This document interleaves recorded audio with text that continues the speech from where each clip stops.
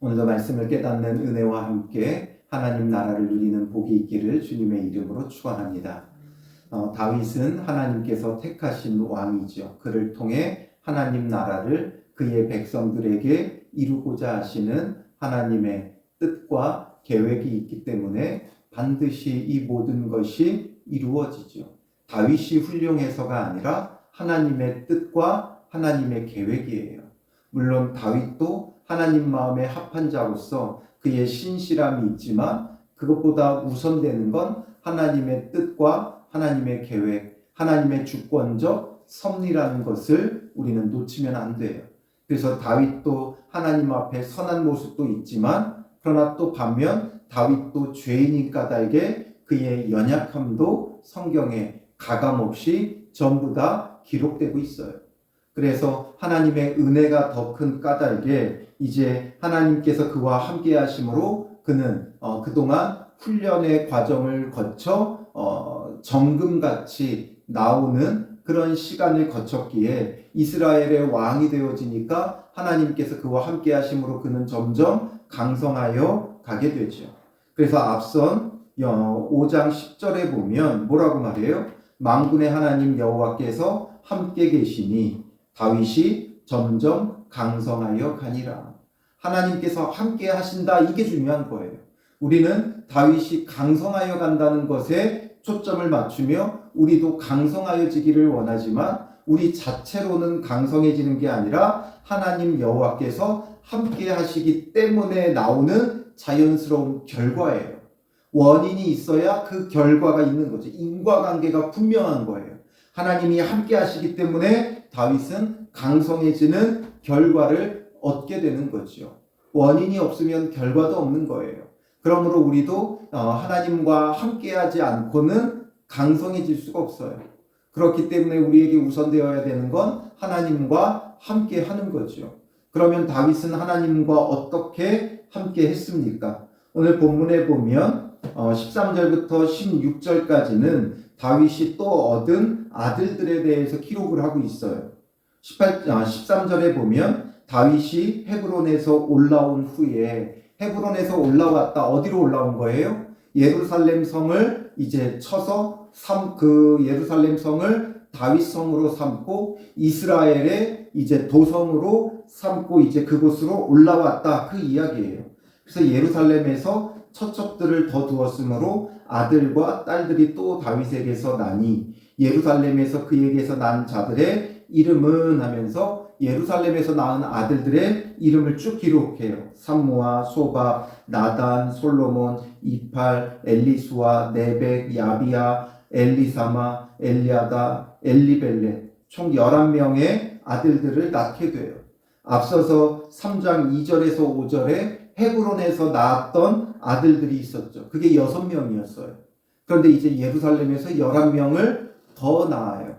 그래서 많은 자녀들을 얻게 되어지는데, 이렇게 많은 자녀들을 낳는다라는 것은 번성의 상징적인 모습이에요. 하나님께서 다윗을 얼마나 번성케 하셨는가, 이것을 우리에게 보여주지요. 그런데 이제 이때에 블레셋 사람들이 쳐들어오게 되어져요.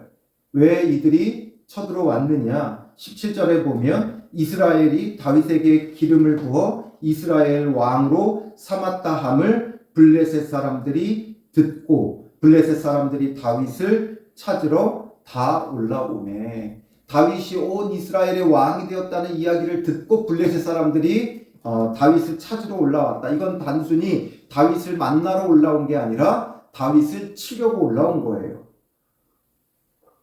왜냐하면 사울 왕이 죽은 길보아 전투 이후에 이제 다윗은 유다의 왕이 되고 이스보셋이 이제 이스라엘의 왕이 되었었죠.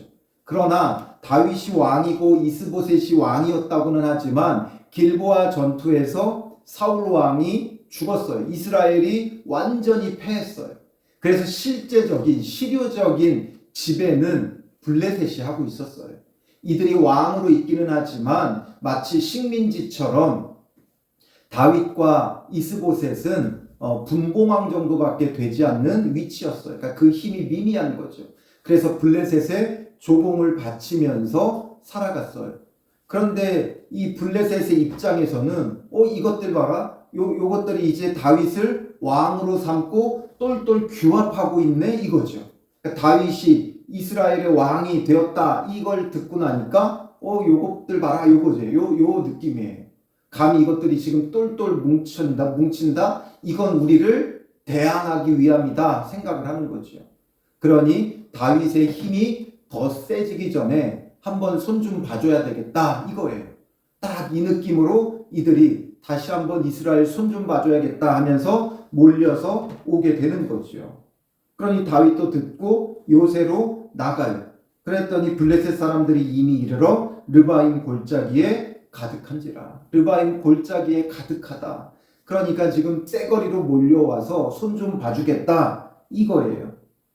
그때에 다윗은 어떻게 해요? 19절에 여호와께 여쭈어 이르되. 다윗에게 중요한 건 이것이었어요. 여호와께 여쭙는 것. 지금 르바임 골짜기에 블레셋 사람들이 가득해요. 너무나도 시급한 때죠. 그러나 이때에 다윗은 무엇보다 먼저 하나님께 기도하고 하나님의 뜻을 구하는 거예요. 하나님께 묻는 거예요. 어떻게 여쭙고 있어요? 내가 블레셋 사람에게로 올라가리이까? 내가 블레셋 사람에게로 올라가리이까? 여호와께서 그들을 내 손에 넘기시겠나이까? 묻죠. 이 기도에 어떤 의미가 담겨져 있습니까? 올라가리이까? 여호와께서 그들을 내 손에 넘기시겠나이까? 우리 같으면 어떻게 기도해요? 하나님, 저 많은 적들이 몰려옵니다. 저들에게 이기게 하여 주시옵소서. 우리는 이걸 구하죠. 우리는 이기게 해달라고 내가 원하는 결과를 간구하죠. 그러나 다윗은 올라가리이까? 하나님의 의향, 하나님의 뜻을 묻는 거예요. 하나님의 주권적 섭리 가운데 하나님께서 어떻게 이루어 가실 것인가를 묻는 거죠. 저들을 내 손에 넘기시겠나이까? 여호와께서 그들을 내 손에 넘기시겠나이까? 하나님의 의중, 하나님의 의향, 하나님의 뜻, 하나님의 주권, 이것에 대하여 묻는 거예요. 그래서 그는 기도했다 이러지 않고 뭐라 그래요? 여쭈어 이르되. 여쭙는다라는 거죠. 기도는 하나님께 여쭙는 거예요. 하나님이 어떤 의지를 갖고 계시는지, 하나님이 어떤 주권적 섭리를 행하기 원하시는지, 하나님께서 무엇을 하려고 하시는지, 이 하나님의 뜻, 하나님의 의지, 하나님의 의중, 하나님의 의향, 이것을 물어야 돼요. 내가 바라고 원하는 것을 간구하기 이전에 내 문제 가운데 하나님께서 어떤 주권적 섭리를 예정하고 계시고 계획하고 계시고 뜻을 가지고 계신지 하나님께 묻는 거예요. 이게 바로 다윗이 하나님과 함께하는 방법이었어요. 이렇게 하나님의 뜻을 늘 여쭈니까 하나님께서 그와 함께 하시며 다윗을 점점 강성하게 하였다라는 거죠. 그러므로 하나님의 그 뜻대로 모든 것을 이루시지요. 우리가 보기에 우리의 기준에 선하고 악함이 아니라 하나님의 기준에 하나님의 선을 이루시는 거예요. 하나님은 모든 것이 합력하여 무엇을 이루세요? 선을 이루시는 분이죠. 하나님은 모든 것이 합력하여 선을 이루시는 분이에요. 우리가 보기에는 가장 선한 건 우리의 이런 삶의 문제 가운데 우리의 대적을 이기고 승리하는 것만이 우리는 선한 것이고 좋은 결과라고 여기지만 때로는 패하기도 하고 때로는 넘어지기도 하고 때로는 고통과 시련의 세월을 겪기도 하고 이러면서 우리는 오히려 성장하게 되어 마지막에는 선을 이루게 되는 거예요. 고통 없이 어려움 없이 모든 것이 선하지만은 않아요. 그래서 다윗도 하나님과 함께 했지만 사울의 대적을 받으며 그 10여 년의 세월을 고통 가운데 보내잖아요. 도망자의 신세로 살아가잖아요. 그리고선 20년 만에 기름 부음 받은 지 20년 만에 이스라엘의 왕이 되고 예루살렘을 치고 뭔가 이제 번성할 만하다 하니까 블레셋이 쳐들어온 거예요. 그때에도 다윗은 하나님 앞에 묻는 거예요. 무조건 이기게 해달라고 떼쓰는 게 아니라, 살려달라고 떼쓰는 게 아니라, 하나님께서 저들을 내 손에 넘기시겠나이까 하나님의 그 뜻과 섭리를 묻고 있는 거지요. 모든 것이 합력하여 하나님은 선을 이루실 것이기 때문에 하나님께서 어떠한 결과를 주셔도, 어떠한 응답을 주셔도 다윗은 믿음으로 받아들이는 거예요. 그게 바로 믿음이에요. 그러나 그렇게 우리가 믿고 받아들이면 하나님은 반드시 선을 이루신다라는 거죠. 우리가 원하는 좋은 것만으로는 절대 하나님의 선을 이룰 수 없다라는 사실을 기억해야 돼요. 하나님의 주권적 섭리를 통해, 이걸 다시 말하면 하나님의 구속사를 통해, 구속사기 때문에 하나님의 구속해 가시는, 우리를 속량해 가시는 역사예요. 그래서 그 역사 끝에는 반드시 구속, 속량, 구원이라는 선이 이루어지는 거죠. 우리는 이것을 믿음으로 바라보며 하나님의 뜻을 구해야 돼요. 그래서 고난 가운데도 하나님과 함께하고, 또한 좋은 일에도 하나님과 함께하고, 그래서 이 모든 것이 합력하여 하나님의 가장 큰 선, 바로 구속, 구원, 속량, 이 모든 것을 우리가 누리게 되어지는 것이지요. 그러니 하나님께서 이번에 다윗에게 어떻게 응답하세요? 올라가라, 올라가라. 내가 반드시 블레셋 사람을 내 손에 넘기리라. 넘기겠다고, 다윗에게 넘기겠다고 하나님께서 뜻을 가지신 거예요. 하나님께서 의지를 가지신 거예요. 그동안 훈련된 다윗에게는 이제 이들을 넘겨도 충분하다 여겼고, 이제는 다윗으로 하여금 승리의 그리스도를 예표하게 하기 위해 이제 하나님께서 다윗을 높여주시는 거죠. 하나님의 뜻과 하나님의 주권적 섭리와 계획을 따라 그들을 넘기겠다 응답하시니까 다윗은 망설임이나 두려움 없이 나아가는 거예요. 우리는 주저할 수 있죠. 적이 너무 크면, 세면 주저할 수 있어요. 그러나 다윗은 주저없이 나아가는 거예요. 그래서 20절에 다윗이 바알 브라심에 이르러 거기서 그들을 치고, 다윗이 말하되 여호와께서 물을 흩음같이 내 앞에서 내 대적을 흩으셨다 하므로 그곳 이름을 바알 브라심이라 부르니라. 하나님의 뜻을 따라 나아가 주저함 없이 그들을 쳐서 흩어버려요. 그리고선 그곳의 이름을 바알 브라심이라고 붙이는 거예요. 하나님께서 행하신 일들을 기억하고 기념하기 위해, 늘 하나님이 어떠한 분이신가를 기억하기 위해 이 전쟁에서 승리하고 자기의 승전비, 승리의 기념비를 세우는 게 아니라 하나님을 기억하고 기념하기 위해 그 땅의 이름을 바알브라심이라고 붙였다는 거예요. 바알브라심이라는 말은 흩음의 주, 또 격파의 주, 이런 뜻이에요. 그래서 여기에서도 뭐라고 말했어요? 여호와께서 물을 흩음같이 내 앞에서 내 대적을 흩으셨다. 이런 믿음의 고백과 함께 바알브라심, 그러니까 내가 저들을 쳐서 멸했다가 아니라 하나님께서, 여호와께서 저들을 물을 흩트는 것처럼 흩어버리셨다. 물을 흩트는 게 우리에게 있어서 아무것도 아니지요. 바닥에 고인 물 이렇게 흩어버리는 것 아무것도 아니잖아요. 그런 것처럼 하나님에게는 아무것도 아닌 일처럼 이 일을 이루셨다. 이것을 지금 다윗은 고백하며 그곳을 바알브라심이라고 하는 거예요. 자기의 이름을 남기는 게 아니라 하나님의 이름을, 여호와의 이름을, 여호와의 능력을 거기다가 남기지요. 철저히 내가 한 게 아니라 여호와께서 하셨다는 거예요.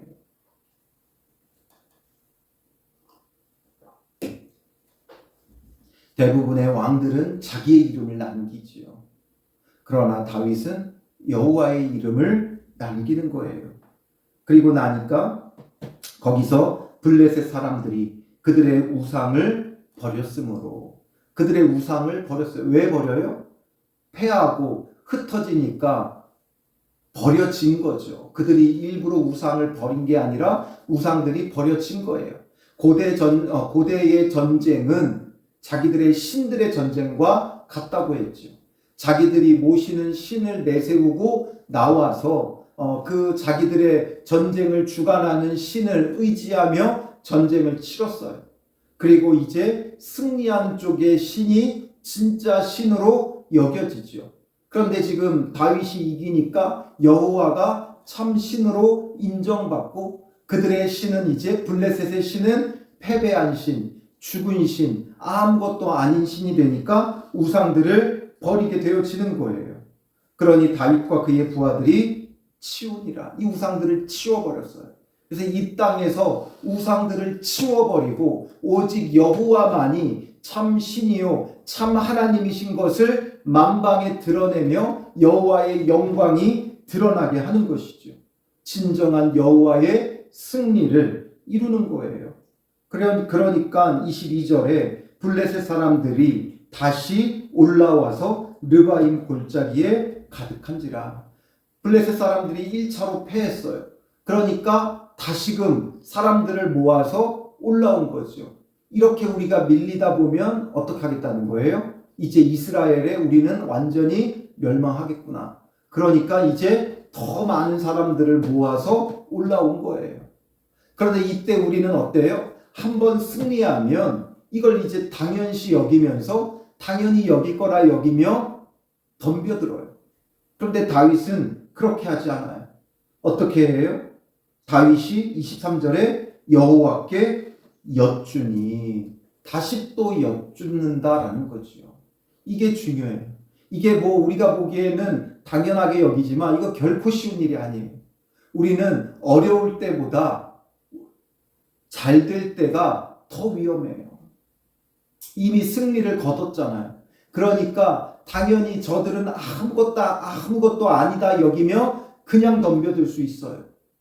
어차피 우리가 이긴 것인데 가볍게 볼 수 있죠. 그 가나안 땅을 정복하던 여호수아 때를 생각해 보세요. 그들이 처음에 여리고 성은 굉장히 긴장하고 염려하고 두려워했어요.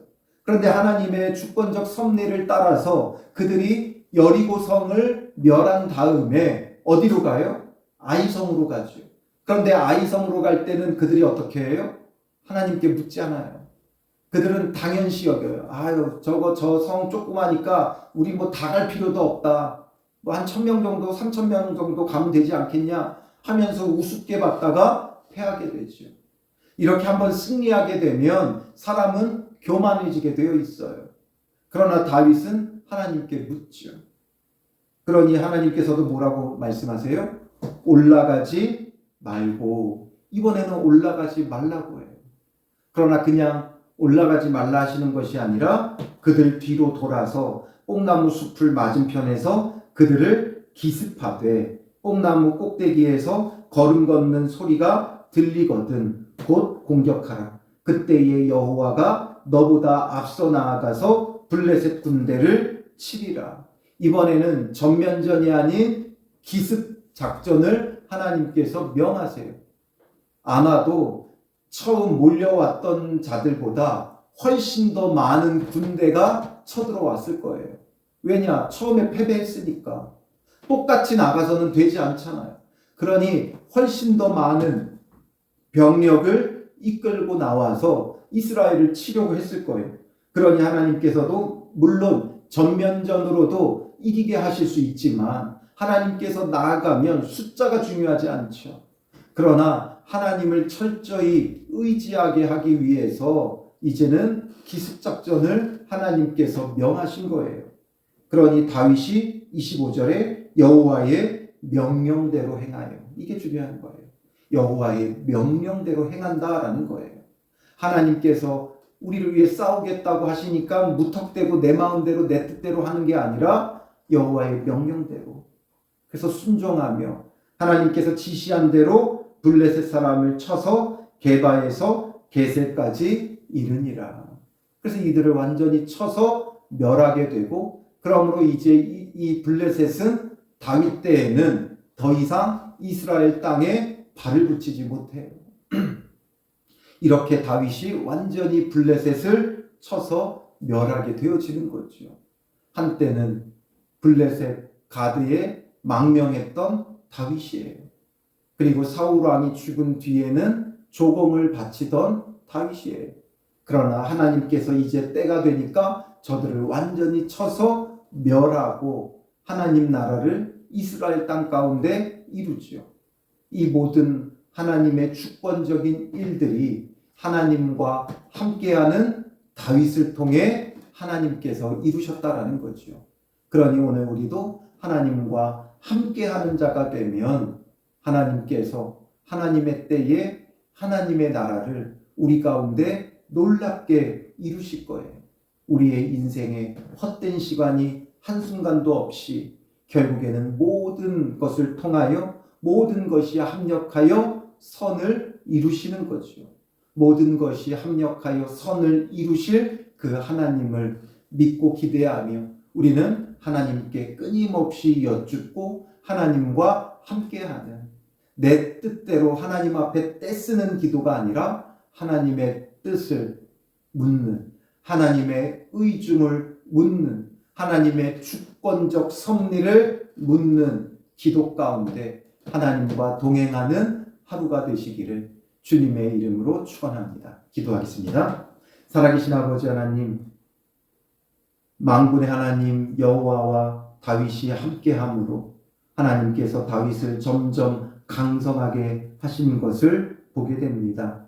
다윗은 늘 하나님과 함께하기 위해 끊임없이 여호와께 여쭙고 여호와의 명령대로 행하는 것을 통하여 하나님과 동행하며 하나님께서 그를 통하여 이루시는 하나님 나라를 하나님의 지극히 선하심을 그가 맛보아 알게 되는 것처럼 오늘 우리도 주님께 끊임없이 여쭙고 하나님의 뜻을 구하고 하나님의 의중을 구하고 하나님의 주권적 섭리를 구하며 하나님과 동행하는 믿음의 사람들 되어 하나님께서 우리 가운데 구속사의 은혜로 모든 것이 합력하여 선을 이루게 하심을 날마다 누리는 믿음의 삶이 되게 하여 주시옵소서.